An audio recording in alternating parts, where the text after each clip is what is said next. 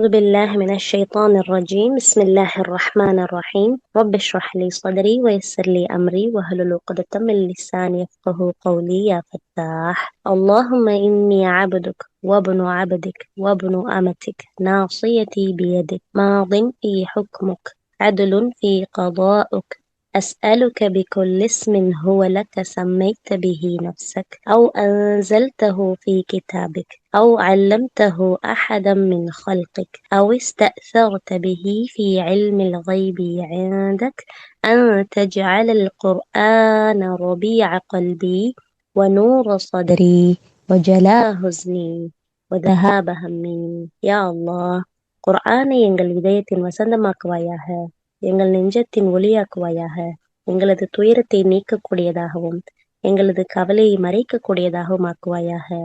ஆமீன். أعوذ بالله من الشيطان الرجيم. بسم الله الرحمن الرحيم. ولله ما في السماوات وما في الأرض وإلى الله ترجع الأمور. كنتم خير أمة أخرجت للناس تأمرون بالمعروف وتنهون عن المنكر وتؤمنون بالله ولو آمن أهل الكتاب لكان خيرا لهم منهم المؤمنون وأكثرهم الفاسقون. لن يضروكم إلا أذى وإن يقاتلوكم يولوكم الأدبار ثم لا ينصرون. ضربت عليهم الذلة أينما ثقفوا إلا بحبل من الله وحبل من الناس وباءوا بغضب من الله وضربت عليهم المسكنة ذلك بأنهم كانوا يكفرون بآيات الله ويقتلون الأنبياء بغير حق ذلك بما عصوا وكانوا يعتدون.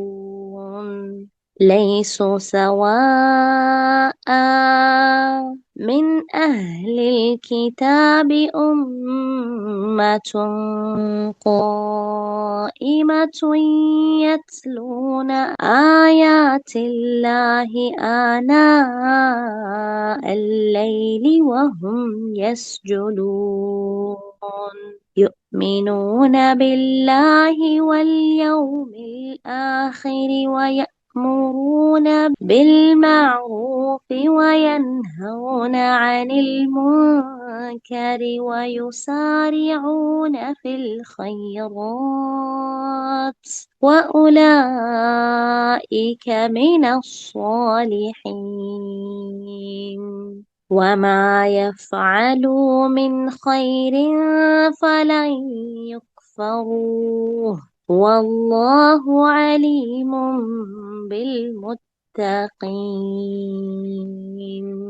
صدق الله العظيم. அஸ்ஸலாமு அலைக்கும் வரஹ்மத்துல்லாஹி வபரகாத்துஹு. நம்ம சூரா ஆல இம்ரான் பார்த்து வரோம் இல்லையா? இன்னைக்கு 109ல இருந்து 115 வரைக்கும் நம்ம பார்க்க இருக்கோம். அஊது பில்லாஹி மினஷ் ஷைத்தானிர் ரஜீம். பிஸ்மில்லாஹிர் ரஹ்மானிர் ரஹீம். அல்ஹம்துலில்லாஹ் அஸ்ஸலாத்து வஸ்ஸலாமு அலா ரசூலில்லாஹ். ரப்பனா ஸித்னா இல்மா ரப்பி இஷ்ரஹ் லி ஸத்ரி வயஸ்ஸிர் லி அம்ரி வஹ்லுல் உக்தத மின் லிசானி யஃப்கஹு கௌலி. யா ஃபத்தாஹ், அல்லாஹும்ம இன்னி அஸ்அலுக பி அன்ன லக்கல் ஹம்த் லா இலாஹ இல்லா அன்த وحدك لا شريك لك المنان بديع السماوات والأرض يا ذا الجلال والإكرام يا حي يا قيوم إني أسألك الجنة وأعوذ بك من النار. அல்ஹம்துலில்லாஹ் அல்ஹம்துலில்லாஹ். எவ்வளவு அற்புதமான அழகான வசனங்கள். நம்ம தொடர்ந்து பார்த்து வந்த வசனங்கள்ல அல்லாஹ் சுப்ஹானஹு வ தஆலா நயவஞ்சகர்கள் யாரு, நம்பிக்கை கொண்ட மக்கள்கள் யாரு, வேதம் கொடுக்கப்பட்டவங்க எப்படியெல்லாம் பேசுனாங்க, மாறு செஞ்சாங்க, அவங்களுக்குரிய தண்டனை என்ன, அல்லாஹ்வை நம்பிய மக்களுடைய முகங்கள்லாம் எப்படி ஒளிரக்கூடியதா இருக்கும், மாறு செய்தவங்களுடைய முகங்கள் எப்படி இருண்டதா இருக்கும், அதெல்லாம் நம்ம பார்த்தோம் இல்லையா. அதை தொடர்ந்து அல்லாஹ் சுப்ஹானஹு வ தஆலா சொல்றோம், எல்லாமே அவனுடைய ஆற்றல்ல, அவனுடைய சக்தி அவனை அறியாம இல்ல அப்படிங்கிறத இந்த 109வது வசனத்துல அல்லாஹ் தஆலா சொல்றான். அல்லாஹ் தான் இந்த வானம் பூமி உள்ள அனைத்து பொருள்களுக்கும் உரிமையாளனா இருக்கான். எல்லா விவகாரங்களும் அவங்கிட்டதான் திரும்பி கொண்டு வர வேண்டி இருக்குதுங்கிறத அல்லாஹ் தஆலா சொல்லி ஆரம்பிக்கிறான். ஏன்னா அதுக்கு முந்தின வசனத்துல அல்லாஹ் தஆலா சொல்றான், இது அல்லாஹ்விடமிருந்து வந்த வேதம், இது அல்லாஹ்விடமிருந்து வந்த அருளான உரைகள், இத சரியா நம்ம தான் உங்களுக்கு எடுத்து சொல்றோம். ஏண்டா அல்லாஹ் அகிலத்தின் மக்களுக்கு கொடுமை செய்ய, அநியாயம் செய்ய கூடியவன் அல்ல, அவன் அதன் நாடவும் இல்லைங்கிறத சொல்லிட்டு தான் அல்லாஹ் தஆலா அந்த 109வது வசனத்துல வானம் பூமி அதுல உள்ள அனைத்துமே அல்லாஹுக்கு தான் சொந்தம், அதனுடைய உரிமையாளன் அவன் தான், அவன்கிட்ட தான் எல்லா விவகாரமும் கொண்டு வரப்படும் அப்படிங்கறது அல்லாஹ் சுப்ஹானஹு வ தஆலா சொல்றான் இந்த 109வது வசனம் ஆல இம்ரான்ல. அதனால எல்லாமே அவன்கிட்ட தான் இருக்கு. அல்லாஹ் தான் இம்மையிலும் மறுமையிலும் ஆட்சியாளனும் ஆளுமை மிக்கவனுமா இருக்கான். நாம நினைக்கிறோம் நம்மளுடைய திறமை, நம்மளுடைய அறிவு, நம்மளுடைய எல்லாமே அப்படின்னு சொல்லிட்டு கிடையாது. அவனுடைய நாட்டப்படிதான், அவனுடைய சித்தப்படிதான் ஒவ்வொன்றும் நடந்து வருதுங்கிறத அல்லாஹ் தஆலா இந்த இடத்துல தெளிவுபடுத்தி காட்டுறான். நாமளும் அது முழுமையா யா அல்லாஹ் நீதான் யா அல்லாஹ், எங்களுக்கு சும்மா கொஞ்ச நாள் அவகாசம் கொடுத்திருக்க, ஒரு ஆற்றலை கொடுத்திருக்க, அதுலயும் எல்லாத்தையும் செய்யலாங்கிற ஒரு ஆற்றல் இருந்துச்சுன்னு வச்சுக்கோங்களேன், சுப்ஹானல்லாஹ், இன்னும் எவ்வளவோ அநியாயங்கள் நடக்கக்கூடியதா இருக்கும். ஆனா ஒரு சில விஷயங்கள் செய்யறத வச்சே என்னைய மிஞ்சின ஆள் இல்லைங்கிறதெல்லாம் இருக்கு. அல்லாஹ் பாதுகாக்கணும். அதனாலதான் அந்த எண்ணங்கள் மேலோங்க கூடாது அப்படிங்கிறதுனால அல்லாஹ் சுப்ஹானஹு வ தஆலா வலில்லாஹி மா ஃபிஸ் ஸமாவாத்தி வ மா ஃபில் அர்தி வலில்லாஹி துர்ஜால் உமூர், எல்லாமே அவனுக்கு தான் சொந்தம், அவன்கிட்ட தான் திரும்பி வரணுங்கிறத இந்த இடத்துல சொல்லிட்டு 110வது வசனத்துல அல்லாஹ் தஆலா சொல்லி காட்டுறான் பாருங்களேன். ரொம்ப அழகான அற்புதமான வசனம். இந்த 110வது வசனத்துக்கு ஏராளமான ஹதீஸ்களை இமாம்கள் நமக்கு சொல்லி கொடுக்குறாங்க. இனி மனித இனத்தை சீர்படுத்துவதற்காக தோற்றுவிக்கப்பட்டிருக்கும் மிகச்சிறந்த சமுதாயத்தவராய் நீங்கள் இருக்கிறீர்கள். எந்த நீங்கள்னா யாரு? நாம. அல்லாஹ் சுப்ஹானஹு வ தஆலா இந்த உலகத்துல ஆதம் அலைஹிஸ்ஸலாம் தொட்டும் முஹம்மது நபி ஸல்லல்லாஹு அலைஹி வஸல்லம் வரைக்கும் எத்தனையோ மனித சமுதாயங்களை இந்த உலகத்துல படைச்சிருக்கான். சீர்திருத்தங்களை ஏற்படுத்த நபிமார்களை அனுப்பியிருக்கான். ஆனா அத்தனை சமுதாயங்கள்லயும் ரொம்ப சீர்திருத்துறதுக்காக வந்த சமுதாயங்கள்ல மிகச்சிறந்த சமுதாயங்களா யாரு இருக்காங்களா?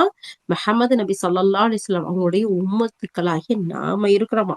அதத்தான் அல்லாஹ் தஆலா சொல்றான், அத்தனை சமுதாயத்திலையும் சிறந்தவர்களா நீங்க இருக்கிறீங்க. நீங்கள் ஏன் அந்த சிறந்தவர்களா இருக்கிறீங்க தெரியுமா? நிறைய விளக்கங்கள் இருக்கு. அதுல இந்த இடத்துல அல்லாஹ் சொல்றான், நீங்கள் நன்மை புரியும்படி, நன்மை செய்யும்படி ஏவுகிறீர்கள், தீமையிலிருந்து தடுக்கிறீர்கள், மேலும் அல்லாஹ்வின் மீது நம்பிக்கை கொள்கிறீர்கள். வேதம் அருளப்பட்ட இவர்களும் நம்பிக்கை கொண்டிருந்தால் அது அவர்களுக்குத்தான் நன்மையாக இருந்திருக்கும். ஆனால் அவர்களில் சிலரே நம்பிக்கையாளர்களா இருக்கின்றார்கள். அவர்களின் பெரும்பாலான மக்கள் இருக்காங்கல்ல, வரம்பு மீறியவர்களாய் இருக்கிறார்கள். சுப்ஹானல்லாஹ். அல்லாஹ் சுப்ஹானஹு வ தஆலா இந்த 110வது வசனத்துல நம்மளுடைய சிறப்ப அல்ஹம்துலில்லாஹ் நமக்கு சொல்லி காட்டி, ஏன் இந்த சிறப்பை நமக்கு கொடுத்தாங்கிறதையும் சொல்லி, வேதம் கொடுக்கப்பட்டவங்க இப்படி இருந்தா எப்படி இருந்திருக்கும், ஆனா இப்படி போயிட்டாங்களேங்கிற ஒரு அழகிய செய்தியும் அல்லாஹ் சொல்றான்டா. சுப்ஹானல்லாஹ். எவ்வளவு ஒரு அற்புதமான ஒரு சமுதாயத்தை சேர்ந்தவர்களா நாம இருக்கிறோம் அப்படிங்கிறத பார்ப்போம். அல்ஹம்துலில்லாஹ். இந்த வசனங்களுக்கு நமக்கு நிறைய விளக்கங்கள் சொல்லும் போது சொல்றாங்க, இந்த இறுதி தூதர் முஹம்மது நபி ஸல்லல்லாஹு அலைஹி வஸல்லம் அவங்களோட இந்த சமுதாயத்தார் மற்ற சமுதாயத்தை எல்லாம் விட சிறந்தவர்ங்கிறத அல்லாஹ் தஆலா இந்த 110வது வசனத்துல சொல்றான்.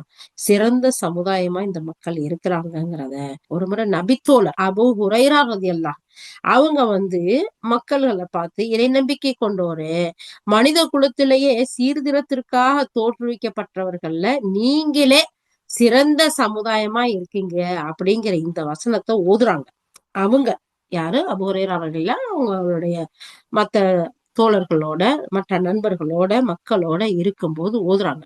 ஓதிட்டு சொல்றாங்க, நீங்கள் மக்கள்ல சிலரை போர்க்களத்துல சிறை கைதிகளா பிடிச்சு அவங்களுடைய கழுத்துகள்ல சங்கிலிகளை மாட்டிக்கிட்டு வர்றீங்க. இந்த நிலையில மனம் திருந்தி தாமாக முன்வந்து அவங்க இஸ்லாத்தில் இணைகிறாங்க அந்த கைதிகள். இவ்வாறு அவங்க வெற்றிக்கு வழிகாட்டக்கூடிய நீங்கள் மக்கள்லயே நன்மை புரிவோரா இருக்கிறீங்க அப்படிங்கிற ஒரு செய்தியை சொல்றாங்க. இத அபு ஹாசிம் ரஹ்மத்துல்லாஹ் சொல்லக்கூடிய செய்தி புகாரி ஷரீஃப்ல 4557வது செய்தியா பதிவு பண்ணிருக்காங்க. இது அபூ ஹுரைரா அவங்க சொன்ன கருத்து, அவங்க சொன்ன செய்தி. அப்ப மக்களுக்கு நன்மையை ஏவுறது, தீமையை தடுக்கிறது இந்த சமுதாயத்துல இருக்கக்கூடிய மிகப்பெரிய நற்பண்பு. இது அல்லாஹ் சுப்ஹானஹு வ தஆலா பாராட்டி இந்த வசனத்துல நமக்கு சொல்றான். அப்ப நம்ம கைதிகளை புடிச்சுக்கிட்டு வரும்போது அவங்க நம்மளுடைய பண்புகளை, குணங்களை பார்த்து இஸ்லாத்துக்கு வர்றதுக்கு ஒரு வழியா, அவங்களுக்கு ஒரு மிகப்பெரிய ஒரு வெற்றிக்கு வழியை நம்ம ஏற்படுத்தி கொடுத்திருக்கோம். அப்ப நன்மை செய்யக்கூடிய சமுதாயமா நாம இருக்கிறோம் அப்படிங்கிறத சொல்லி காட்டுறாங்க. பாத்தீங்களா? நாம நன்மை செய்யறது, பிறருக்கு நன்மையை ஏவுறது அல்லாஹ்விடத்துல எவ்வளவு பெரிய சிறந்த அமலா இருக்கு. அல்லாஹ் அதை எவ்வளவு விரும்புறான், எவ்வளவு நேசிக்கிறான். அதே நேரத்துல தீமையை நாமும் விலக்கிட்டு பிற மக்கள்லையும் தீமைகள் இருந்து விலக்குறது, அவங்களுக்கு இது தீமைன்னு சொல்லி காட்டுறது எவ்வளவு பெரிய சிறந்த அமலா இருக்குங்கிறத இந்த இடத்துல பாக்குறோம். ஆனா இப்படி அல்லாஹ் நம்மள இவ்வளவு உயர்ந்த அந்தஸ்துல இவ்வளவு கண்ணியமா வச்சிருக்கும் போது நாமளே பாவம் செய்யலாமா? நாமளே தீமையின் பக்கம் போகலாமா? நாம நன்மையை மிஸ் பண்ணிட்டு, நன்மையை இழந்துட்டு இருக்கலாமா? தொழுகையை அலட்சியப்படுத்தலாமா? ஜக்காத்து கொடுக்கறதுல பலவாறு கேள்வி கேட்டு அதை வேண்டாம், ஒரு தடவை கொடுத்தா போதும்னு நம்மள மட்டுப்படுத்தலாமா? கூடாதுல்ல. அல்லாஹ் சுப்ஹானஹு வ தஆலா நீங்க தான் எல்லா சமுதாயத்திலயும் சிறந்த சமுதாயத்தமா இருக்கீங்க. ஏன் தெரியுமா? நீங்க நன்மை ஏவக்கூடியவர்களா இருக்கிறீங்க, தீமையை தடுக்கக்கூடியவர்களா இருக்கிறீங்க. சுப்ஹானல்லாஹ். இந்த இடத்துல இன்னொரு செய்தியை பார்ப்போம். துர்வா பின் அபி லஹப் ரலியல்லாஹு அவங்க சொல்றாங்க, நபி ஸல்லல்லாஹு அலைஹி வஸல்லம் அவங்க சொற்பொழிவு மேடையில இருக்கிறாங்க. அப்போ ஒருத்தர் எந்திரிச்சு கேக்குறாரு, அல்லாஹ்வுடைய தூதரே ஸல்லல்லாஹு அலைஹி வஸல்லம், மக்களில் சிறந்தவங்க யார் அப்படின்னு கேக்குறாங்க. அதுக்கு நபி ஸல்லல்லாஹு அலைஹி வஸல்லம் சொல்றாங்க, மக்கள்ல குர்ஆன நன்கு கற்றறிந்தவரும், அல்லாஹ்வை அதிகம் அஞ்சுபவரும், அதிகமாக நன்மையை ஏவி தீமையை தடுப்பவரும், அதிகமா உறவை பேணி வாழுபவருமே சிறந்தவர்களா இருக்கிறாங்க அப்படின்னு நபி ஸல்லல்லாஹு அலைஹி வஸல்லம் பதில் சொன்னத முஸ்னத் அஹமதுல இமாம் இப்னு கஸீர் ரஹ்மத்துல்லாஹி சொல்றாங்க. சுப்ஹானல்லாஹ். மக்கள்ல சிறந்தவங்க யாரு? இந்த இடத்துல 4 பண்புகளை சொல்றாங்க. ஒண்ணு, குர்ஆன கற்று தெரிஞ்சவரு. 2வது, அல்லாஹ்வை அஞ்சக்கூடிய மனிதன். 3வது, நன்மையை ஏவி தீமையை தடுக்கிறவரு. 4வது, உறவை அதிகமா பேணி வாழக்கூடியவரு. சுப்ஹானல்லாஹ். 4 விஷயமும் சாதாரண விஷயம் இல்ல. படிக்கிறதுக்கும், கேட்கறதுக்கும், சொல்றதுக்கும் ஈஸியானது. ஆனா நம்மளுடைய வாழ்க்கையில ஃபாலோ பண்றது இருக்கே, அல்லாஹ் ஈஸியாக்கினாலே தவிர நமக்கு ஈஸியானது இல்ல. அப்ப இந்த இடத்துல இந்த 4 விஷயத்தையும் சொல்றாங்க. நாம இந்த 4 விஷயத்தையும் நோட் பண்ணி, கோட் பண்ணி வச்சுக்கணும். அடுத்து பாருங்க, இப்னு அப்பாஸ் ரலியல்லாஹு இந்த வசனத்திற்கு விளக்கம் சொல்லும்போது சொல்றாங்க, இறை நம்பிக்கை கொண்டோரே, மனித குலம் சீர்திருத்துறதுக்காக தோற்றுவிக்கப்பட்ட சமுதாயத்திலேயே நீங்களே சிறந்த சமுதாயமா இருக்கீங்கன்னு அல்லாஹ் சுப்ஹானஹு வ தஆலா இந்த வசனத்துல சொல்றான். பாத்தீங்களா? இது அல்லாஹ்வுடைய தூதர் அவர்களுடைய அவங்க மக்காவில இருந்து மதீனாவுக்கு நாடு தொடர்ந்து ஹிஜ்ரத்து சென்றவர்களை சொல்லி காட்டுது அப்படின்னு சொல்றாங்க. சயீத் பின் ஜுபைர் ரஹ்மத்துல்லாஹி சொல்றாங்க, முஸ்னத் அஹ்மது, ஹாக்கிம், தப்ரானில எல்லாம் பதியப்பட்டிருக்கு. இந்த விளக்கத்தை சொன்னாலும் இமாம் இப்னு கசீர் பின்னாடி எப்படி எழுதுறாங்க, ஆனாலும் இந்த வசனம் இந்த சமுதாயத்துள்ள அனைவருக்கும் பொதுவானது. ஒவ்வொரு காலகட்டத்துல இதுக்கு ஏற்றவாறு யாரெல்லாம் நடந்துக்கிறாங்களோ அவங்கள அனைவருக்கும் இந்த வசனம் பொருந்தும். சுப்ஹானல்லாஹ். அப்ப பாருங்க, அல்லாஹ்வுடைய தூதர் ஸல்லல்லாஹு அலைஹி வஸல்லம் அவங்க காலத்துல இருந்த மக்கள் அப்ப மக்காவுல இருந்து மதீனாவுக்கு ஹிஜ்ரத் செஞ்சு போனாங்க. அவங்க பல நன்மைகளை ஏவினாங்க, பல நன்மைகளை செஞ்சாங்க, பல தீமைகள்ல இருந்து மக்களை தடுத்தாங்க, அந்த தீமைக்காக போராடினாங்க, உயிரை கொடுத்தாங்க. ஆனா இன்றைய காலத்திலயும் நம்ம எவ்வளவு போராட்டமா இருக்கு இந்த வாழ்க்கையில. நன்மையை ஏவுறதுக்கும், தீமையை தடுக்கிறதுக்கும், நன்மை செய்யறதுக்கும், தீமையில இருந்து விலகுறதுக்கும். அப்ப எல்லா காலத்துக்கும் இந்த வசனம் பொருந்தும். யாரெல்லாம் நன்மை செய்து பிறரையும் நன்மை செய்ய தூண்டுறாங்களோ, யாரு தீமையில இருந்து விலகி பிறரையும் தீமையிலிருந்து தடுக்கிறார்களோ அவர்களுக்கு இந்த வசனம் பொருந்தும் அப்படிங்கிற ஒரு விஷயத்த பாக்குறோம். இத வேற ஒரு வசனத்துல அல்லாஹ் சுப்ஹானஹு வ தஆலா சொல்லி காட்டுறான். சுப்ஹானல்லாஹ். உங்களை நாம் நடுநிலை சமுதாயமாக மிகச் சிறந்தவர்களா ஆக்கினோம், நீங்கள் மக்களுக்கு சான்று பகர்வோராகவும் நம் தூதர் அவர்களுக்கு சான்று பகர்வோராகவும் திகழ வேண்டும் என்பதற்கு. சுப்ஹானல்லாஹ். 2வது அத்தியாயத்துல 143வது வசனம் அல்லாஹ் தஆலா சொல்லி காட்டுறான், உங்களை நடுநிலையான சமுதாயமா நம்ம படைச்சிருக்கிறோம். ஏன் தெரியுமா? மக்களுக்கு சாட்சியாவும் நீங்க இருக்கணும், தூதருக்கு சாட்சியாவும் நீங்க இருக்கணுங்கிறதுக்காக. அப்ப அல்லாஹ்வுடைய தூதர் ஸல்லல்லாஹு அலைஹி வஸல்லம் சொல்றாங்க, உலக மக்கள்லயே நீங்க 70வது சமுதாயமா நிறைவடைகிறீங்க. அந்த 70 சமுதாயங்கள்ல நீங்கள் தான் சிறந்த சமுதாயமா இருக்கீங்க. வல்லமையும் மாண்புமிக்க அல்லாஹ்விடம் மதிப்புமிக்க சமுதாயமாவும் நீங்க இருக்கிறீங்க அப்படிங்கிறத இந்த இடத்துல சொல்லி காட்டுறாங்க. முஆவியா பின் ஹைதா ரலியல்லாஹு இந்த செய்தியை அறிவிக்கிறாங்க. திருமிதில வருதுன்னு இமாம் இப்னு கஸீர் ரஹ்மத்துல்லாஹி கொடுக்குறாங்க. இது மட்டும் இல்ல, இத்தகைய நன்மை இந்த சமுதாயம் பெறதுக்கு இப்படிப்பட்ட ஒரு வெற்றி வாகை சூழ்றதுக்கு காரணம் யாரு தெரியுமா? அவங்க நம்முடைய தூதர் முஹம்மது நபி ஸல்லல்லாஹு அலைஹி வஸல்லமா இருக்காங்க. அவங்களுடைய உம்மத்தா இருக்கிறதுனாலதான் நமக்கு இவ்வளவு பெரிய சிறப்பு. ஏன்னு சொன்னா, அவங்க அல்லாஹ்வின் படைப்பிலேயே மிகச்சிறந்த படைப்பா இருக்கிறாங்க. அல்லாஹ்விட மிக மிக மிகுதியான மதிப்புமிக்க ஒரு இறை தூதரா இருக்காங்க. மகத்தான நிறைவான மார்க்கத்தோட அவர்களை அல்லாஹ் சுப்ஹானஹு வ தஆலா அனுப்பி வச்சான். அவங்களுக்கு முன்னாடி எந்த நபிக்கும் எந்த தூதருக்கும் அப்படிப்பட்ட ஒரு முழுமையான மார்க்கம் கொடுக்கப்படல. அதனால அவங்க காட்டின வழிமுறைப்படி கொஞ்சமா சிறிதளவு செயல்பட்டாலும் அந்த சமுதாயத்தார் இருக்காங்கல்ல, அவங்கள விட அதிகமான செயல்பட்டதை விட சிறந்ததா இது அமையக்கூடியதா இருக்கு. அதனாலதான் இந்த வகையில நபி ஸல்லல்லாஹு அலைஹி வஸல்லம் சொல்றாங்க, என் சமுதாயத்தார் மற்ற சமுதாயத்தை விட சிறந்தவர்கள் ஆக்கப்பட்டுள்ளாங்க அப்படிங்கிற செய்தி. இந்த செய்திய அலி பின் அபி தாலிப் ரலியல்லாஹு அறிவிக்கிறாங்க. முஸ்னத் அஹ்மதுல இருக்கு. சுப்ஹானல்லாஹ். இது சம்பந்தமா 14 ஹதீசுகள் இந்த இடத்துல சொல்றாங்க, இந்த 10வது வசனத்துக்கு மட்டும். ஏன்னா இதுக்கு பொருத்தமான நபிமொழி அப்படின்னு சொல்லிட்டு 14 ஹதீஸ்களை இமாம் இப்னு கஸீர் ரஹ்மத்துல்லாஹ் 110வது வசனம் ஆல இம்ரான்ல இருக்கிறதுக்கு. ஏன்னா உங்களை சிறந்த சமுதாயமா படைச்சிருக்கோம், கொடுத்திருக்கோம். ஏன் சிறந்த சமுதாயம் தெரியுமா? நீங்க நன்மையை ஏவுறீங்க, தீமையை தடுக்கிறீங்க. முதல் செய்தியை பாருங்க. அல்லாஹ்வுடைய தூதர் ஸல்லல்லாஹு அலைஹி வஸல்லம் சொல்றாங்க, என் சமுதாயத்திலேயே விசாரணையின்றி சொர்க்கத்துல நுழையக்கூடிய 70,000 பேர் எனக்கு வழங்கப்பட்டிருக்கிறாங்க. அவங்களுடைய முகமெல்லாம் எப்படி இருக்கும் தெரியுமா? பௌர்ணமி இரவுல நிலவை போன்ற அந்த பௌர்ணமியில பிரகாசிக்கக்கூடிய 14ஆம் பக்கத்து நிலவுன்னு சொல்றோம்ல, அது மாதிரி பிரகாசமா இருக்கும். அவங்களுடைய உள்ளங்கள்லாம் ஒரே மனிதனுடைய உள்ளத்தை போன்று ஒன்றுபட்டு இருக்கும். அதுக்கு பின்னர் என்னுடைய ரப்பு கிட்ட, என்னுடைய இறைவன்கிட்ட அதிகமாக்குமாறு நான் கேட்கிறேன். அதாவது 70,000 பேர் அல்லாஹ் தஆலா கேள்வி கணக்கே இல்லாம சொர்க்கம் போகக்கூடிய பாக்கியத்தை கொடுத்திருக்கான்.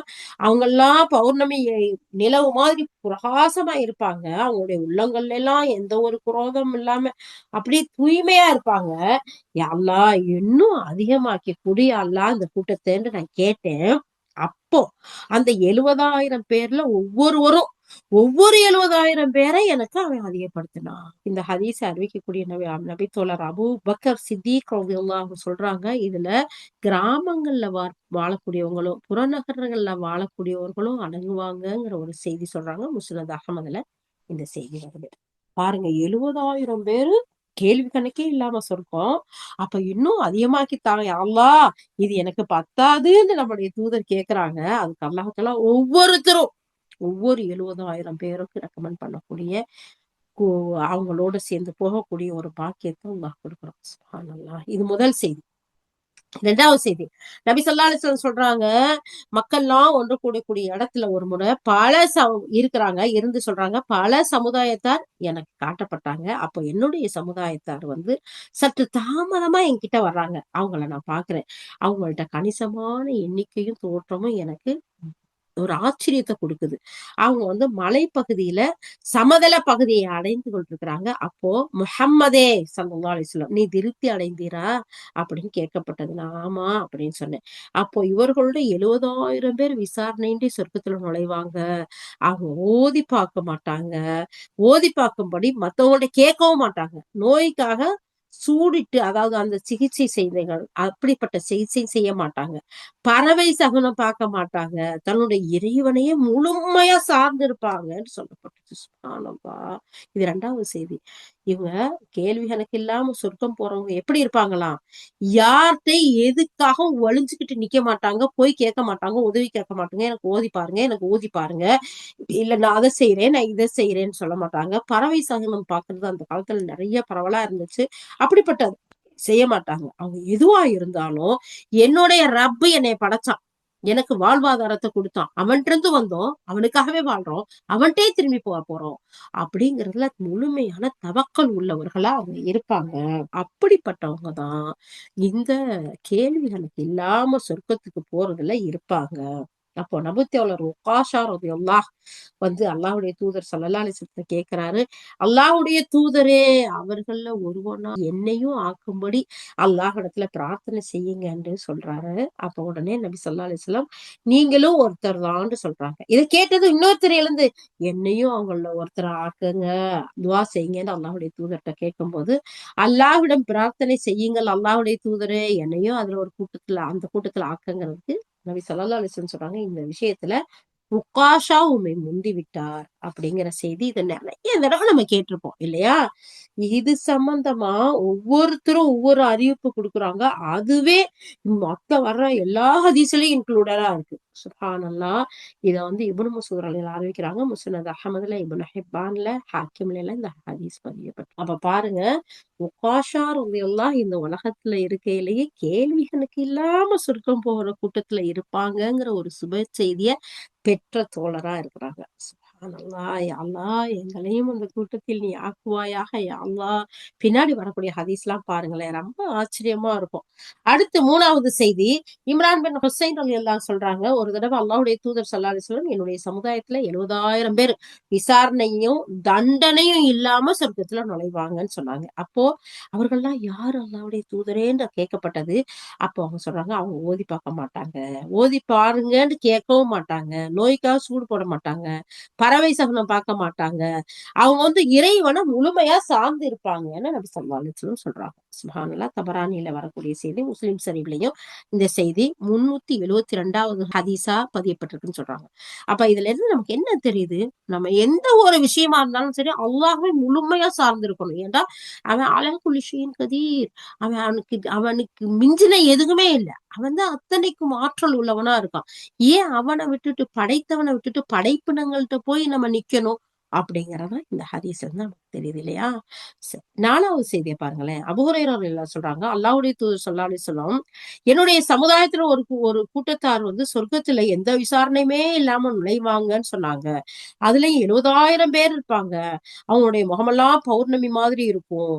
அப்படி ஒரு பிரகாசமா இருக்கும்னு சொல்றாங்க. உடனே உக்காஷா ரலியல்லாஹு சொல்றாங்க, உக்காஷா பின் மெஹ்லான், அவங்களுடைய முழு பேரும் போடுறாங்க இந்த இடத்துல.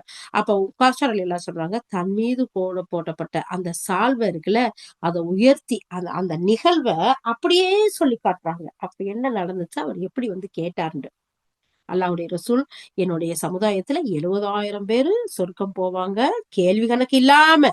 அவங்களுடைய முகமெல்லாம் பிரகாசமா பௌர்ணமி நிலவு மாதிரி இருக்கும் அப்படின்னு சொல்லும் போது, இந்த உக்காஷர் ரலியல்லாஹு என்ன செய்றாங்க, தாங்க மேல போட்டிருக்கக்கூடிய ஒரு சால்வை உயர்த்தி பிடிச்சு எந்திரிச்சு, அல்லாஹ்வுடைய தூதரே, அதுல நானும் ஒருத்தனா இருக்கணும்னு துவா செய்யுங்கன்னு கேட்கும்போது, அப்போ நபி ஸல்லல்லாஹு அலைஹி வஸல்லம் சொல்றாங்க, அல்லாஹ்வே, இவரையும் அவர்கள் ஒருவரா ஆக்குவாயாகன்னு பிரார்த்தனை செய்றாங்க. அதுக்கு பின்னாடி அன்சாரிகள்ல ஒருத்தர் எந்திரிச்சு, அல்லாஹ்வுடைய தூதரே, என்னையும் அதுல ஆக்குமாறு பிரார்த்தனை செய்யுங்கன்னு சொல்லும்போது அல்லாஹுடைய தூதர் ஸல்லல்லாஹு அலைஹி வஸல்லம் சொல்றாங்க, உகாஷா அதுல முந்திக்கிட்டாரு அப்படிங்கிறத. இது சஹீல் புகாரில 5811வது ஹதீஸ். இன்னும் மற்ற நண்பர்களையும் வருது. அப்ப மறுபடியும் அந்த வேற ஒரு செய்திகளை சேர்த்து இந்த இடத்துல சொல்றாங்க. அதுக்கடுத்து 5வது ஹதீஸ். இதுல விசாரணையின்றி சொர்க்கம் சொல்றதுல 70,000 பேர் இருப்பாங்க அப்படின்னு சொல்லும்போது, நபி ஸல்லல்லாஹு அலைஹி வஸல்லம் சொல்றாங்க, மெஹராஜ்ங்கிற அந்த விண்ணுலக பயணத்துல எனக்கு பல சமுதாயத்தை காட்டப்பட்டாங்க. அப்போ ஒரு இறை தூதரை பார்த்தேன். அவருடைய சமுதாயத்துல 10க்கும் குறைந்த ஒரு சிறு குழுவினர் இருந்தாங்க. மற்றொரு இறை தூதரோட பார்த்தேன். ஓரிரு ஆட்கள் தான் இருந்தாங்க. இன்னொரு இறை தூதரை பார்த்தேன். அவர் கூட யாருமே இல்ல.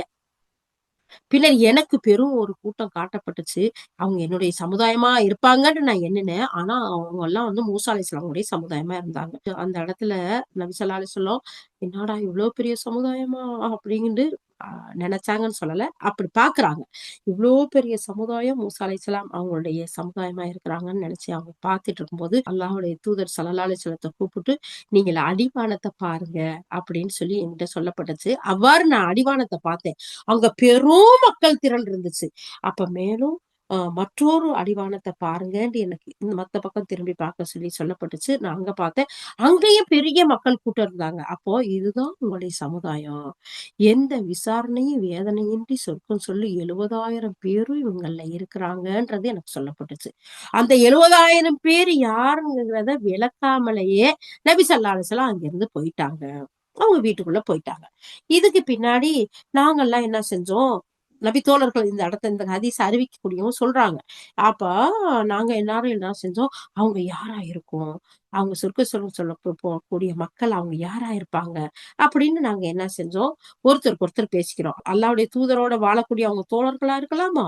அப்படின்னு ஒரு சிலர் சொல்றாங்க. இன்னும் சிலர் சொல்றாங்க, இல்ல அவங்க இஸ்லாத்துல பிறந்து இறைவனுக்காக இணை வைக்காமல் இருந்தவங்களா இருப்பாங்க. இப்படி ஒவ்வொருத்தரும் ஒவ்வொன்ன சொல்றாங்க. அப்போ அவங்கள்ட்ட அல்லாஹ்வுடைய தூதர் கொஞ்ச நேரம் கழிச்சு வீட்ல இருந்து வெளிய வர்றாங்க. கேக்குறாங்க, நீங்க எத பத்தி விவாதம் பண்ணி பேசிக்கிறீங்க அப்படின்னு சொன்னோமே, அல்லாஹ்வுடைய தூதரே நீங்க சொல்லிட்டு போனீங்கல்ல, அந்த விஷயத்த பத்தி தான் அப்படின்னு சொல்லும்போது, நபி ஸல்லல்லாஹு அலைஹி வஸல்லம் சொல்றாங்க, எந்த விசாரணையும் வேதனையும் இன்றி சொர்க்கம் செல்லக்கூடிய அவர்கள் யாரு தெரியுமா? அவங்க தங்களுக்கு ஓதி பார்க்க மாட்டாங்க. ஓதி பாக்குமாறு பிறர்ட்ட கேட்கவும் மாட்டாங்க. நோய்க்காக சூடிட்டு கொள்ள மாட்டாங்க. பறவைகளை சகுனம் பார்க்க மாட்டாங்க. இறைவனை முழுவதுமா சார்ந்து இருப்பாங்க அப்படின்னு சொல்றாங்க. அப்ப சும்மா சொல்லிட்டு போகவும் எல்லாருக்கும் ஒரு குழப்பம். அவங்களா இருப்பாங்களா? இவங்களா இருப்பாங்களான்னு. அப்போ திரும்பி வரும்போது கேட்கையில அவங்க இப்படிதான் இருப்பாங்க. இந்த தன்மை உடையவர்களா அப்படின்னு சொல்லும்போது, இந்த இடத்துல உக்காஷா ரலியல்லாஹு என்ன செய்றாங்க? எந்திரிச்சு அதுல ஒருத்தனா நானும் இருக்கணும். அல்லாஹ்வுடைய தூதரே எனக்கு துஆ செய்யுங்கங்கும்போது அவங்க சொல்றாங்க, துஆ செய்றாங்க. இன்னொரு சஹாபி அந்த இடத்துல எந்திரிச்சு கேட்கும்போது அவரு முந்திக்கிட்டாருன்னு சொல்றாங்க. சுப்ஹானல்லாஹ். இந்த செய்தியும் இப்னு அப்பாஸ் ரலியல்லாஹு அறிவிக்கிறாங்க. சஹீஹ் புகாரில 3410வது செய்தியா வருது. அல்லாஹு அக்பர். இந்த ஹதீஸ் இந்த உபாஷா ரலியல்லாஹு வரக்கூடிய செய்தி எத்தனைல வருது பாருங்க. இதே மாதிரி 6வது ஹதீஸ், அல்லாஹ்வுடைய தூதர் ஸல்லல்லாஹு அலைஹி வஸல்லம் என்னுடைய சமுதாயத்துல 70,000 பேர எந்த விசாரணையும் தண்டனையும் இல்லாம அல்லாஹ் சொர்க்கத்துக்குள்ள அனுப்புவான் அப்படிங்கறத சொல்லிட்டு சொல்றாங்க. ஒவ்வொரு 1000 பேரோடையும் வேறொரு 70,000 பேரும் என் இறைவன் மும்முறை இரு கைகள் நிரம்ப அள்ளி போட்ட மக்களும் இருப்பார்கள். சுப்ஹானல்லாஹ். அபூ உமாமா ரலியல்லாஹு இத அறிவிக்கிறாங்க. அல்லாஹ்வுடைய ரசூல் சொல்றாங்க, என்னுடைய கூட்டத்துல சமுதாயத்துல 70,000 பேர் இருப்பாங்க. அதுல ஒவ்வொரு 1000 பேருக்கும் ஒவ்வொரு 70,000 பேர அவங்க கூட்டிட்டு போவாங்க. அப்புறமா அல்லாஹ் என்ன செஞ்சானா, 2 கையையும் அப்படியே கோர்த்து அள்ளி 3 தடவ அல்லாஹ் போட்டானாம். அதுலயும் அந்த மக்கள் இருப்பாங்களாம்.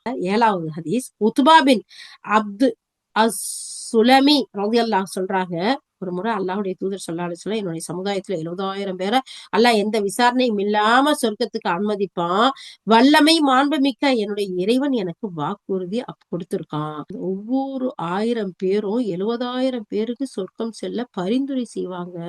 பின்னாடி வல்லமையும் மாண்புமிக்க என்னுடைய ரப்பு தன்னுடைய இரு கைகளால் 3 முறை என் சமுதாயத்தார அள்ளி சொர்க்கத்துல போடுவான்னு சொல்றாங்க. உடனே உமர் ரலியல்லாஹு இதை பார்த்துட்டு கேக்குறாங்க, அல்லாஹ் மிக பெரியவன் அப்படின்னு தக்பீர் சொல்றாங்க.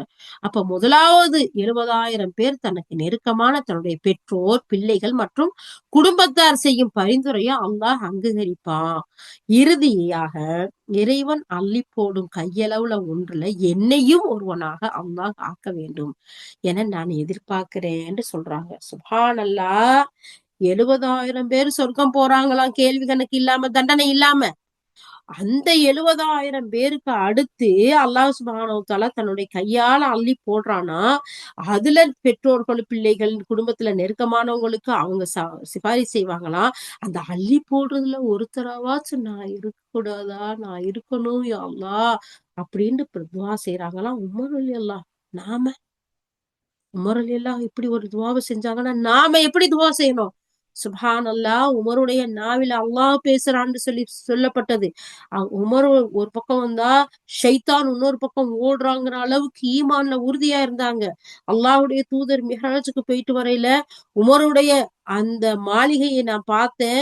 உள்ள போகணும்னு நினைச்சேன். அவர் மிகப்பெரிய ரோசக்காரனா இருப்பாருன்னு வந்தது. இந்த உலகத்துல இருக்கையிலேயே சொர்க்கத்துக்கு சுப செய்தி சொன்னவங்க, ஈமான்ல உறுதியா இருந்தவங்க, இந்த இஸ்லாத்துக்காக அவ்வளவு தியாகம் பண்ணுனவங்க, அவங்க எல்லாம் எப்படி அஞ்சிக்கிட்டு இருந்திருக்காங்க. யா அல்லாஹ் நீ கையில அள்ளி போட்டையில அதுலயாச்சும் நான் வந்துடக்கூடாதா, அந்த சொர்க்கத்துக்கு போயிடக்கூடாதா, சொர்க்கவாசி ஆகக்கூடியாதாங்கிற அச்சத்தோடையும் ஆதரவோடையும் இருந்தாங்க. நம்ம 5 நேரம் தொழுதுட்டா போதும், சொர்க்கத்துக்கு சீட் எழுதி கையில கொடுத்தாச்சுன்னா டைரக்டா சொர்க்கம் தான். எனக்கு வேற எதுவுமே இல்லை. நான் 5 நேரம் தொழுகிறேன், நீ டிவியை பார்த்துட்டு உட்காந்துருக்க, நீ அங்க புறம் பேசிக்கிட்டு இருக்க, நீ அதை இதையும் செஞ்சுக்கிட்டு இருக்க, நான் 5 நேரம் தொழுகிறேன் உனக்கு தெரியுமா அப்படின்னு சொல்லி பேசக்கூடியவங்க இல்லாம இல்ல. அல்லாஹ் பாதுகாக்கணும். இப்படி சஹாபாக்கெல்லாம் அஞ்சு பயந்து நடுங்கி, எனக்கு அல்லாஹ் நீ சொர்க்கத்தை கொடுத்துருவியா கொடுத்துருவியா கொடுத்துருவியான்னு கேட்கிற அளவுக்கு எதிர்பார்ப்போட இருந்திருக்கிறாங்க. சுப்ஹானல்லாஹ். இது மட்டும் இல்ல, 14 ஹதீஸை இந்த இடத்துல பதிவு பண்ணியிருக்கிறாங்க. அந்த அளவுக்கு இந்த 110வது வசனம் அத்தனை சிறப்புகள் பெற்றதா இருக்கு. இந்த இடத்துல எல்லா நபிமொழிகளையும் கொடுத்துட்டு சொல்றாங்க, இறை நம்பிக்கை கொண்டோரு, மனித குலம் சீர்திருத்துவதற்காக தோற்றுவிக்கப்பட்ட சமுதாயத்திலே நீங்களே சிறந்த சமுதாயமா இருக்கிறீங்க.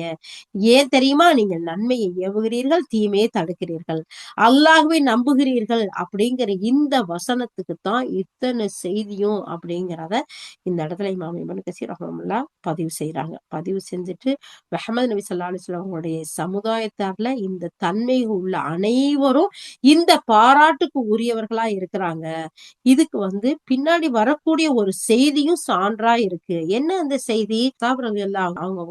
அவங்க செஞ்ச ஹஜ்ஜுல மக்கள்கிட்ட ஒரு விதமான ஒரு இறுக்கத்தை பாக்குறாங்க. அப்போ இறை நம்பிக்கை கொண்டவரே, மனிதகுல சீர்திருத்தத்திற்காக தோற்றுவிக்கப்பட்ட சமுதாயத்துல நீங்களே சிறந்த சமுதாயமா இருக்கீங்க. இருந்தாலும் இந்த வசனத்தை ஓதி காட்டிட்டு சொல்றாங்க, இந்த சமுதாயத்தில் ஒருவராக இருக்க யாரேனும் விரும்புனா அவர் இந்த சமுதாயத்திற்கு அல்லாஹ் விதித்த நிபந்தனைகளை நிறைவேற்றட்டும் அப்படின்னு சொல்றாங்க. ஏன் இப்படி இறுக்கமா இருக்குங்க? இப்படி இறுக்கமா இருக்காதீங்க. பரந்த உள்ளத்தோட அழகான நன்மையை ஏவி தீமையை தடுக்கக்கூடிய சமுதாயமா நீங்க இருங்க. ஏன்னா அல்லாஹ் நம்மள சிறந்த சமுதாயமா ஆக்கி இருக்கிறான் அப்படின்னு சொல்ற செய்தியை இந்த இடத்துல உமர் ரலியல்லாஹு சொல்லி காட்டுறாங்க. இது மட்டும் இல்ல, இன்னும் நன்மையை ஏவி தீமையை தடுக்கணும் அப்படிங்கறதுல அல்லாஹ் சுப்ஹானஹு வ தஆலா 5வது அத்தியாயத்துல 79வது வசனத்துல சொல்றான். வேதக்காரர்களை பத்தி அல்லாஹ் சுப்ஹானஹு வ தஆலா சொல்லும் போது, அவங்க ஏன் சபிக்கப்பட்டவர்களா, அல்லாஹ்வுடைய கோபத்துக்கும் சாபத்துக்கும் உரியவர்களா இருந்தாங்கன்னு சொன்னா, அவங்களுக்கு மத்தியில செய்யக்கூடிய தீய செயல்ல ஒருத்தர் தடுக்காமலே இருந்து வந்ததுதான் காரணம். 5வது அத்தியாயத்துல 79வது வசனம். நன்மையை ஏவி தீமையை தடுக்கக்கூடிய நற்பண்புகள் பெற்ற சமுதாயமா நாம இருக்கிறதுனாலதான் இறைவனுடைய பாராட்டுக்கும் அவனுடைய அழகான இந்த பண்புகளை பெறதுக்கும் உள்ள ஒரு அழகிய சமுதாயமா இருக்குங்கிறத அல்லாஹ் சுப்ஹானஹு வ தஆலா 110வது வசனத்துல சொல்றான். அப்போ அந்த பண்பு இல்லாதவங்களை அல்லாஹ் கண்டிக்கவும் செய்யறான். ஏன்னா வேதம் கொடுக்கப்பட்டவங்களுக்கு அழகான முறையில எல்லா விஷயங்களும் தெரிஞ்சும் தானும் நன்மை செய்து பிறரை நன்மை செய்ய தூண்டல, தானும் தீமையிலிருந்து விலகி பிறரையும் யாரையும் தீமையிலிருந்து தடுக்கக்கூடியவர்களா இல்ல அப்படிங்கிறத அல்லாஹ் சுப்ஹானஹு வ தஆலா இந்த இடத்துல சொல்லி காட்டுறான். அதனால இந்த வசனம் நம்ம கிட்ட மிகப்பெரிய ஒரு எதிர்பார்ப்பை கொடுக்கக்கூடிய வசனமா இருக்கு. நாம நன்மை செய்யக்கூடியவர்களா இருக்கணும், பிறரை நன்மையின் பக்கம் தூண்டக்கூடியவர்களா இருக்கணும். நாமளும் தீமையிலிருந்து விலகணும், பிறரையும் தடுக்கக்கூடியவர்களா இருக்கணும். வெட்டு ஒண்ணு துண்டு ரெண்டுன்றெல்லாம் இல்லாம ஒரு அழகான முறையில மக்கள் தீமைகள் செய்யும் போது இதெல்லாம் அல்லாஹும் ரசூலும் தடுத்தது, இதெல்லாம் நம்ம செய்யக்கூடாது, அப்படி செஞ்சோம்னு சொன்னா தண்டனைக்குரிய சமுதாயம் இதுக்கு முன்னாடி வாழ்ந்தாங்கல்ல அது மாதிரி ஆயிருவோங்கிறத இந்த மக்களுக்கு சொல்லக்கூடியவர்களா இருக்கணும். ஓகே, அடுத்து 111வது வசனம். அதுல அல்லாஹ் சுப்ஹானஹு வ தஆலா சொல்றான், அவர்களால் உங்களுக்கு தீங்கு எதையும் இழுத்து விட முடியாது, சிறு சிறு தொல்லைகள் தருவதை தவிர, ஆயினும் உங்களோடு போரிட்டால் அவர்கள் புறங்காட்டி ஓடுவார்கள், பிறகு எங்கிருந்தும் அவர்களுக்கு எந்த உதவியும் கிடைக்காது. இப்ப அல்லாஹ் தஆலா யாரு அந்த அவர்கள் அப்படின்னு சொல்றான்டா, நம்மள எப்படி சொன்னா 110வது வசனத்துல, நீங்க இந்த உலகத்துல தோன்றின சமுதாயத்திலே சிறந்த சமுதாயமா இருக்கீங்க, நன்மை ஏவறீங்க, தீமை தடுக்கிறீங்க, அல்லாஹ் மீது நம்பிக்கை கொண்டு அதுல உறுதியாவும் இருக்கிறீங்க. ஆனா வேதம் கொடுக்கப்பட்டவங்க இருக்காங்கல்ல, அவங்களும் இத நம்பி இருந்தா எவ்வளவு நல்லா இருக்கும். ஆனா அவங்கள கொஞ்சம் பேர் தான் நம்பிக்கை கொள்றாங்க. பெரும்பாலான மக்கள் வரம்பு மீறி போறாங்க. அவங்கதான் உங்களுக்கு எதையாச்சும் தீங்கு செய்ய நினைச்சா தீமை செய்ய முடியாது. சும்மா சின்ன சின்ன தொல்லைகள் தான் கொடுப்பாங்க. அதை தவிர எதுவும் செய்ய முடியாது. நீங்க அவங்களோட போரிட்டா அவங்க புறங்காட்டி ஓடுவாங்க. பின்னாடி உங்களுக்கு தான் உதவி கிடைக்கும். அவங்களுக்கு எந்த உதவியும் கிடைக்காது. அவங்க யாரு? வேதம் கொடுக்கப்பட்டவர்கள். அப்ப இன்னைக்கு நாம அவங்க மேலோங்கி இருக்காங்களே, அவங்கள ஜெயிக்க முடியாது, அவங்கள்ட்ட தான் வெப்பன்ஸ் எல்லாம் இருக்கு, அவங்கதான் உலக நாடுகள்ல பெரிய அந்தஸ்துல பதவியில இருக்கிறாங்க, அதெல்லாம் நம்ம நினைக்க தேவையில்லை. அல்லாஹ் சுப்ஹானஹு வ தஆலா டைரக்டா இந்த இடத்துல சொல்றான், அவங்க உங்களுக்கு எந்த ஒரு தீமையும் செய்ய முடியாது, சின்ன சின்ன தொல்லை கொடுப்பாங்க, அதை தவிர இருந்தாலும் உங்களோட போரிட்டா அவங்க புறங்காட்டி போவாங்க, பிறகு எங்கிருந்து அவங்களுக்கு உதவி கிடைக்காது, உங்களுக்கு தான் என்னுடைய உதவி, ஏன்னா நீங்க சிறந்த சமுதாயமா இருக்கீங்க. அப்ப பாருங்க, அல்லாஹ் சுப்ஹானஹு வ தஆலா அல்லாஹ்வே நமக்கு நேரடியா இந்த உதவியெல்லாம் உங்களுக்கு கிடைக்கும் அப்படிங்கறத சொல்றான். இதுக்கு நிறைய எடுத்துக்காட்டுகளும் சொல்றாங்க. ஏன்னு சொன்னா கைபர் போர்ல நடந்த அந்த நாள்ல வேதக்காரர்கள் அல்லாஹ் பணிய வச்சான், தோல்வியுற செஞ்சான். அதே மாதிரி அவங்களுக்கு முன்னர் மதீனாவுல வாழ்ந்த யூதர்கள்ல பனு கைனுகா, பனு நலீர், பனு குறைலா ஆகிய குலத்தார அல்லாஹ் சுப்ஹானஹு வ தஆலா பணிய வச்சான், அடக்கி வச்சான். அது மாதிரி சிரியாவுல இருந்த கிறிஸ்தவர்கள ஒன்றுக்கும் மேற்பட்ட சந்தர்ப்பங்கள்ல நபி ஸல்லல்லாஹு அலைஹி வஸல்லம் அவங்க முறியடிச்சாங்க. சிரியாவுடைய ஆட்சிய அவங்க அந்த கிறிஸ்தவர்கள்ல இருந்து முஸ்லிம்கள் கைப்பற்றினாங்க. இனி எப்போதுமே அவங்களுக்கு அந்த ஆட்சி கிடைக்காத நிலை உருவாச்சு. அந்த அளவுக்கு அல்லாஹ் சுப்ஹானஹு வ தஆலா வேதக்காரர்களை விட முஹம்மது நபி ஸல்லல்லாஹு அலைஹி வஸல்லம் அவங்களுடைய சமுதாயத்தை சிறப்புக்குரியவர்களா, உயர்வுக்குரியவர்களா அல்லாஹ் தஆலா கொடுத்தான் அப்படிங்கிறத பாக்குறோம். இன்ஷா அல்லாஹ் இனிமேல் இந்த இந்த சமுதாயத்துல ஈசா அலைஹிஸ்ஸலாம் வருவாங்க. இந்த இஸ்லாமிய மார்க்கத்தை முழுமையா நிலைநாட்டுவாங்க. முஹம்மது நபி ஸல்லல்லாஹு அலைஹி வஸல்லம் அவங்களுடைய தீன் நெறியில தான் அவங்களும் அவங்களுடைய பணியை செய்வாங்க அப்படிங்கிறதையும் இந்த இடத்துல நமக்கு கொடுக்குறாங்க. சுப்ஹானல்லாஹ். ஈசா அலைஹிஸ்ஸலாத்துக்கு அல்லாஹ் தஆலா பிரத்யேகமா படைச்சான், அவங்களுக்கு மிகப்பெரிய சிறப்பை கொடுத்தான், அவங்களுக்கு வேதத்தையும் கொடுத்தான். ஆனா இறுதி நாட்கள்ல அவங்க இந்த துனியாவுக்கு இந்த கடைசி சமுதாயத்துடைய தூதராய பின்பற்றி அவங்களுடைய சட்டத்தை அமல்படுத்தி அவங்களுடைய எல்லா காரியங்களையும் செய்வாங்கங்கிற ஒரு செய்தியை நமக்கு சொல்றாங்கன்னா, இந்த சமுதாயம், இந்த இறுதி சமுதாயம் எவ்வளவு சிறப்புமிக்க சமுதாயமா இருக்குங்கிறத நம்ம பார்க்கணும். அதுக்கடுத்து அல்லாஹ் சுப்ஹானஹு வ தஆலா 112வது வசனத்துல அல்லாஹ் தஆலா சொல்லி காட்டுறான், அவர்கள் எங்கு காணப்படினும் அவர்கள் மீது இழிவு விதிக்கப்பட்டிருக்கும். எவர்கள்? அந்த வேதம் கொடுக்கப்பட்டவர்கள், வரம்பு மீறி நடந்தவர்கள்.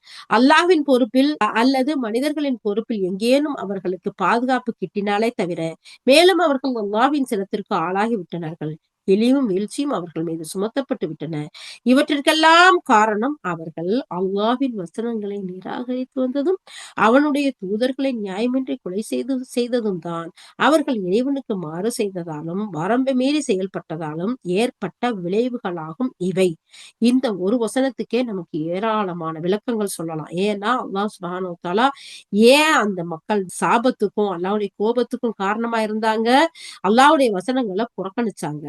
அதனாலதான் அல்லாஹ்வுடைய கோபத்துக்கு ஆளானாங்க, வீழ்ச்சிக்கும் இழிவுக்கும் ஆளானாங்க, அவங்க மேல இழிவு சுமத்தப்பட்டுச்சு அப்படிங்கறதெல்லாம் அல்லாஹ் சொல்றான். அது மட்டுமா அவங்க செஞ்சாங்க? நபிமார்களையும் காரணம் இல்லாம கொலை செஞ்சாங்க, அல்லாஹ்வுடைய சட்டங்களை மீறினாங்க, அதனால இவங்களுக்கு இப்படிப்பட்ட விளைவுகள்லாம் ஏற்பட்டுச்சுங்கிறத அல்லாஹ் சொல்றான். அப்ப இந்த வசனங்கள் நமக்கு மிகப்பெரிய அஞ்சக்கூடிய வசனங்கள். இன்னைக்கு எவ்வளவு பேரும் அல்லாஹ்வுடைய சட்டங்களுக்கு மாறு செய்யறாங்க, அல்லாஹ்வுடைய கட்டளைகளை மீறி நடக்கிறாங்க.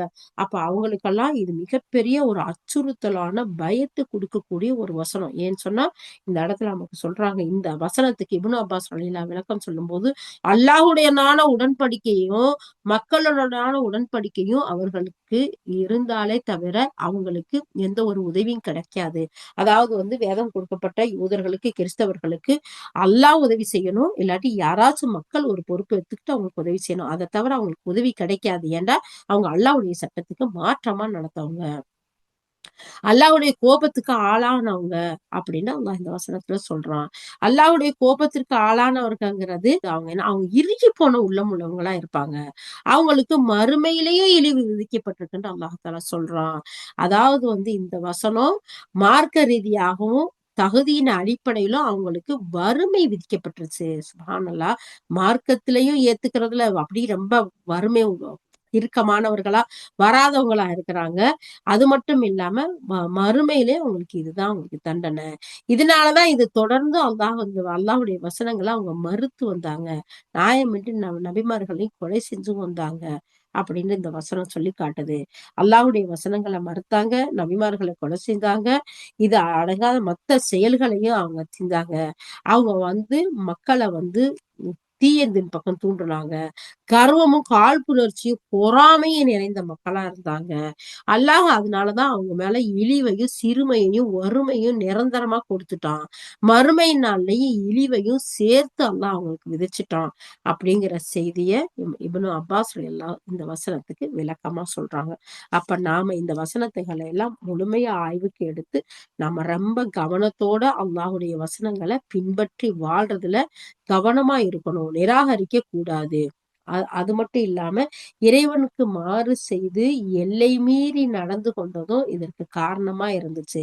அந்த மக்கள் அல்லாஹ்வுக்கு மாறு செஞ்சாங்க, எல்லை மீறி நடந்தாங்க, அதனாலயும் அவங்க என்ன செஞ்சாங்க, பாவத்துல மூழ்கி போயிட்டாங்க, அல்லாஹ்வுடைய சாபத்துக்கு உரியவர்களா இருந்தாங்க.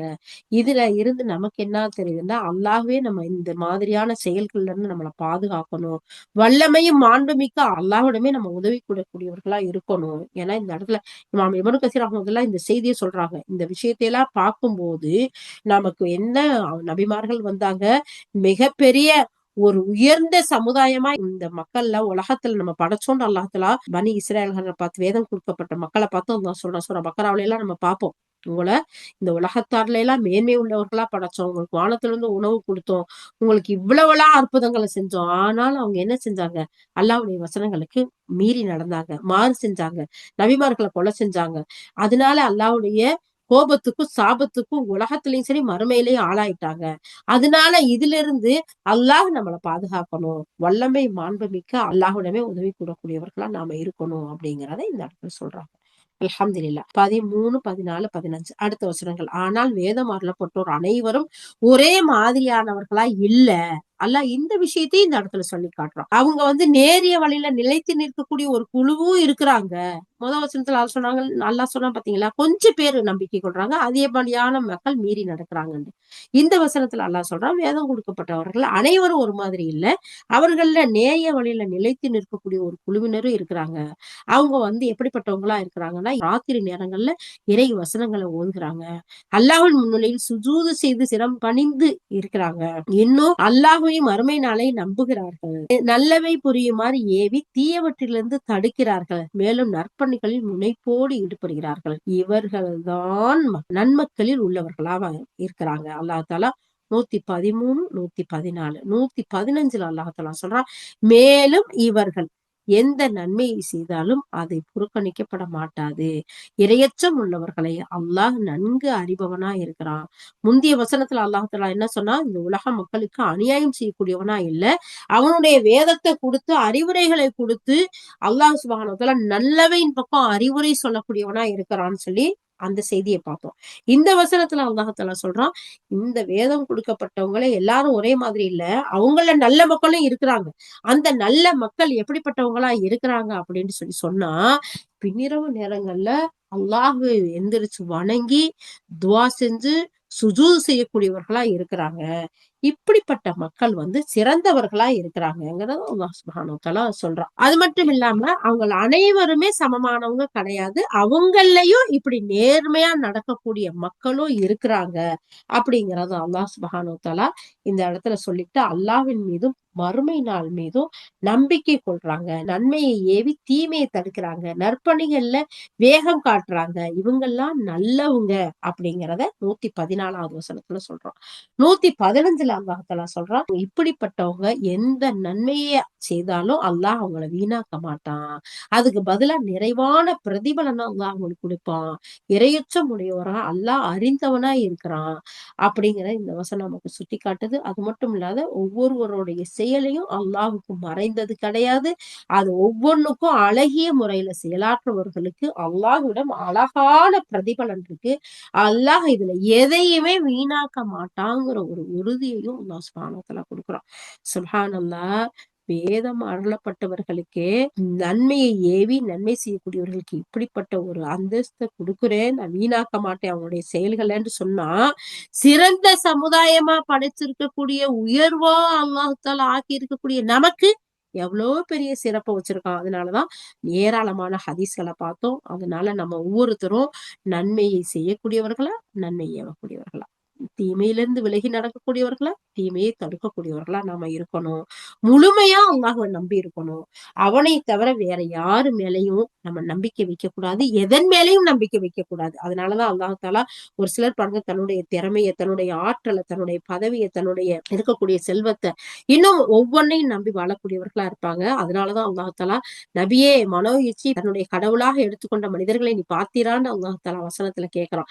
அப்ப நம்மளுடைய மனோ இச்சையும் பின்பற்றக்கூடாது, நம்மளுடைய ஆற்றலையும் பின்பற்றக்கூடாது, நம்முடைய சொத்து சுகங்கள் பிள்ளைகள் மீது நம்பிக்கை வைக்க கூடாது. நமக்கு அல்லாஹ் நம்ம படைச்ச ரப்பின் மீது மட்டும் நம்ம நம்பிக்கை வைக்கணும்.